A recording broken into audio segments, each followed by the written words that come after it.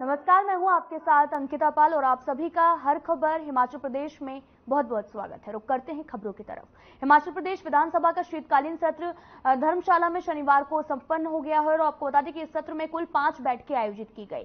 सदन की कार्यवाही कुल 33 घंटे चली और इसकी उत्पादकता 132% रही और इस सत्र में माननीय सदस्यों की तरफ से 471 प्रश्न सरकार से पूछे गए थे। वहीं विधानसभा अध्यक्ष कुलदीप पठानिया ने कहा कि 14वीं विधानसभा का चौथा सत्र अपेक्षा अनुरूप पूर्ण सफलता के साथ में संपन्न हुआ है। उन्होंने आगे कहा कि ये तपोवन में 17वां और धर्मशाला में 18वां सत्र आयोजित किया गया और वहीं स्वर्गीय बालकृष्ण चौहान के प्रति शोकोदगार व्यक्त किया गया और साथ ही आपको बता दें कि प्रथम दिन ही दोनों पक्षों की आम सहमति से विधानसभा उपाध्यक्ष का चुनाव संपन्न हुआ है।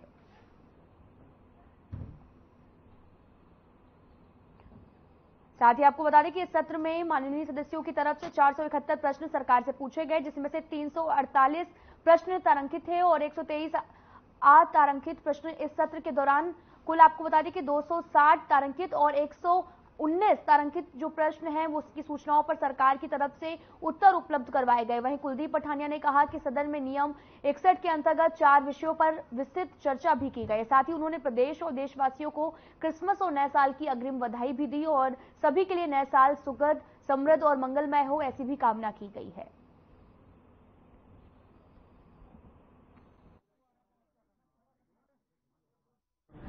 पांच दिन का जो विंटर वेकेशन, विंटर का जो सेशन होता है, आज उसकी समाप्ति हुई है। कई विषयों पर बहुत सार्थक चर्चा हुई है और मेरा मानना है कि विपक्ष को, जैसे कि मैंने कहा है, जब वो सवाल अपने विधानसभा क्षेत्र से संबंधित पूछते हैं या विकास से संबंधित पूछते हैं तो उसमें वॉकआउट नहीं करना चाहिए, जिसके कारण सवालों का उत्तर जो है और जो सप्लीमेंट्री उन्हें पूछना होता है वो उनका छूट जाता है। लेकिन जिन भी मुद्दों पर बहस हुई है, हमने उसका, सारी सरकार ने उसका लोगों के सामने अपने विचार प्रकट किए हैं और उत्तर भी दिया है। मेरा मानना है कि लोकतंत्र में विपक्ष की एक महत्वपूर्ण भूमिका होती है, विरोध का एक अलग तरीका होता है और हम सब विपक्ष के विरोध के तरीके का भी सम्मान करते हैं। लेकिन जब कभी भी बहस हो तो तर्क वितर्क के साथ होनी चाहिए। कई बार ऐसा देखा गया कि कई विधायक अगर अमेंडमेंट पर बोलना है, एक्ट पर बोलना है, तो वो चर्चा ले आते हैं जर्नल किसी और की। तो इस प्रकार की चर्चा से विधायकों को बचना चाहिए और जहां अमेंडमेंट लाई जा सकती है उसके हिसाब से हमें बात करनी चाहिए। और इस चर्चा में हमारे कई बिल भी पास हुए हैं। काफी स्पीकर महोदय ने इस बार चर्चा में विपक्ष को कई बार ऐसा मौका भी दिया कि एक मुद्दे पर, कानून व्यवस्था पर, उन्होंने पहले वॉकआउट कर दिया था और अगले दिन उसको भी चर्चा पर लगाया। तो स्पीकर महोदय ने एक विवेक से जो फैसले किए वो भी बहुत अच्छे हैं। सर, तमाम बैठकों में विपक्ष से कितनी मदद मिली ताकि हिमाचल प्रदेश के आवाम के लिए कुछ नई चीजों के लिए आप लेकर आए? नहीं, वो जैसे जैसे लोकसभा चुनाव नजदीक आता जाएगा ना, वैसे वैसे विपक्ष सदन की कार्रवाई से भागता रहेगा। सदन के बाहर एक बात चीजें हुई, आपने हिंदू विचारधारा को हराया है। उन्होंने ये भी दर्ज किया कि मदरसों की संख्या प्रदेश में बढ़ रही है, लॉ एंड ऑर्डर की स्थिति खराब हो रही है। एक विशेष वर्ग को भी टारगेट बीजेपी ने किया। आप उनके बयान को किस तरह देखते हैं? ऐसी कोई बात नहीं। गारंटियों पे जो विपक्ष ने प्रदर्शन किया 5 दिन, नहीं, ये बड़ी अच्छी बात है कि गारंटियों पर प्रदर्शन कर रहे हैं, पर विडंबना क्या है? जो गारंटियां हमने एक साल में पूरी कर दी, आर्थिक बदहाली के बाद भी ओपीएस सरकारी कर्मचारी अधिकारियों को दिया, 680 करोड़ की स्टार्टअप योजना, ई टैक्सी की प्रथम चरण की शुरू कर दी गई। एक विधानसभा में हमने 4 इंग्लिश मीडियम स्कूल बोले थे। हमने कहा कि नहीं, किसी विधानसभा में पिक एंड चूज नहीं होना चाहिए कि 4 गवर्नमेंट स्कूलों में हमने इंग्लिश कर दी और बाकी भी नहीं। हमने उसकी सारी स्कूलों में अगला जो शैक्षणिक सत्र हुए हैं उसमें हमने वो इंग्लिश मीडियम स्टार्ट कर दिया। ये छोड़िए, सबसे बड़ी बात क्या है कि आज विधानसभा में जिस आउटसोर्स को लेकर, उनको कर्मचारियों को लेकर जो बात कह रहे थे और बार बार पूछ रहे थे, एक साल में बताइए नौकरियां कितनी दी? तो हमने उन्हें बताया कि सबॉर्डिनेट सिलेक्शन बोर्ड के हमने 6 रिजल्ट निकाल दिए, जिसमें से 586 लोगों को सरकार ने नौकरी दे दी। उसके अलावा 1184 लोग एक साल में Himachal Pradesh public service commission जो शिमला में है उसके माध्यम से नौकरी दे दी। और अभी इसमें 31 मार्च तक 20,000 नौकरियां और निकाली जा चुकी है, जिसमें 6,500 टीजीटी, शास्त्री, जेवीटी, बैच 22 भर्तियों की शुरू हो चुकी है। कि 14वीं विधानसभा का ये चौथा सत्र जो था वो धर्मशाला में तपोवन में यहाँ आयोजित हुआ। ये विंटर सेशन था और ये जो है इससे पहले 17 और ये 18वां तपोवन में सेशन हुआ है। और अभी मैं सदन को भी जानकारी दे रहा था और मैं आपसे भी ये कहना चाहूंगा कि सदन की टोटल कार्रवाई 33 घंटे के करीब चली और इसकी जो प्रोडक्टिविटी है वो 130% रही है।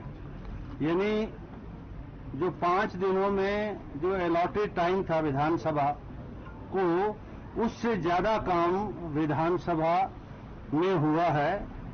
और विभिन्न प्रकार के मुद्दे जो हिमाचल प्रदेश की जनता से जुड़े थे, पक्ष के द्वारा विपक्ष के द्वारा जो भी सदन में लाए गए, उन सारे विषयों को विधानसभा सचिवालय ने कोशिश कर जो है उसको चर्चा में लाया और बहुत सार्थक चर्चा हुई। और इस सार्थक चर्चा के माध्यम से मुझे पूर्ण विश्वास है कि हिमाचल प्रदेश के जो निवासी हैं, जो हिमाचल प्रदेश के हर वर्ग के जो लोग हैं, हिमाचल प्रदेश के हर क्षेत्र के जो लोग हैं, उनके लिए जो है सरकार के द्वारा नीति निर्धारण में सहयोग मिलेगा, नियम कानून बनाने में सहयोग मिलेगा और हिमाचल प्रदेश का और हिमाचल प्रदेश की जनता का लाभ होगा। ये कुछ बातें मैं आपके समक्ष कहना चाह रहा था। और आप में से बहुत सारे साथी जो थे वो अंदर भी थे और बाहर से भी आपने विधानसभा के परिसर के अंदर और विधानसभा के परिसर के बाहर जो भी विषय आए उनको हिमाचल प्रदेश के जन जन तक पहुंचाने का काम किया है। आप सबका भी, इलेक्ट्रॉनिक्स और प्रिंट मीडिया के सभी साथियों का भी बहुत बहुत आभार, धन्यवाद है। 4 बैठकें कम हुई है इस बार, तो क्या वो नेक्स्ट में ऐड होगी या फिर? मैंने आपसे कहा कि हमारी प्रोडक्टिविटी 136% रही। और आज अंदर माननीय मुख्यमंत्री बोल रहे थे कि अगर आवश्यकता पड़ी और प्रतिपक्ष चाहे तो हम एक दिन के लिए सदन को बढ़ा सकते हैं। विजिलेंस सत्ता पक्ष और विपक्ष लाता है, विधानसभा सचिवालय सिर्फ उसको कार्यान्वित करता है। हमारा काम है कि जब सरकार जो सोलन में राज्य सहकारी कृषि और ग्रामीण विकास बैंक के चुनाव करवाए गए। आपको बता दें कि इन चुनावों में बीजेपी समर्थित योगेंद्र को 1115 मत मिले हैं और वहीं कांग्रेस के मनीष को मात्र 902 वोट मिले हैं। और आपको बता दें कि पूर्व स्वास्थ्य मंत्री डॉक्टर राजीव सैजल ने बताया कि बीजेपी कार्यकर्ताओं की जीत है। आगे उन्होंने कहा कि बीजेपी प्रदेश अध्यक्ष बिंदल जी की नीतियों की जीत है और साथ ही ये भी कहा कि अब संबंधित क्षेत्र में बेहतर कार्य होगा।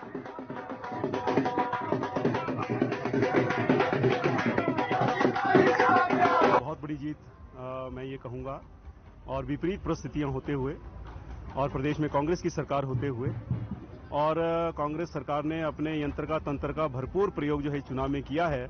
लेकिन मैं अपनी संगठन की शक्ति को मैं बधाई देता हूं। हमारे साथ गुलेरिया जी खड़े हैं जो कि प्रमुख योजनाकार रहे इस चुनाव के, रतनपाल जी के नेतृत्व में हमारे जो जिलाध्यक्ष हैं और हमारे तमाम पार्टी के कार्यकर्ता जो 5 मंडल इसमें इस चुनाव क्षेत्र के तहत जो है जिनका एरिया आता है, मैं सभी कार्यकर्ताओं को मैं बहुत बहुत बधाई देता हूं। विजय ठाकुर जी और कंडाघाट और उस क्षेत्र से जो है 200 मतों की लीड जो है वहां से लेकर के आए हैं। डॉक्टर राजीव सैजल जी की जीत है, भाई रतनपाल सिंह जी की, गुलेरिया जी की जीत है, जितने भी कार्यकर्ता है सबकी जीत है। ये हर कार्यकर्ता देश में कोरोना के नए वेरिएंट JN1 की एंट्री से हिमाचल का स्वास्थ्य विभाग भी अलर्ट हो गया है। विभाग ने सभी जिलों को कोरोना सैंपलिंग बढ़ाने को भी कहा है और केरल में भी JN1 के मामले सामने आए हैं, लेकिन इसके दूसरे राज्यों में फैलने की आशंका को देखते हुए जिला सोलन का स्वास्थ्य विभाग हरकत में आ गया है।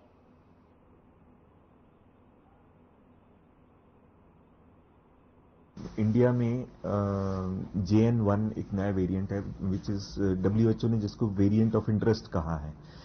इसके केसेस USA में और सिंगापुर में और चाइना में मिले थे। इंडिया में भी केरला में कुछ केसेस आए हैं। तो उसके तहत जो सेंट्रल गवर्नमेंट की गाइडलाइंस हमें आई हैं, वो एडवाइजरी हमने सभी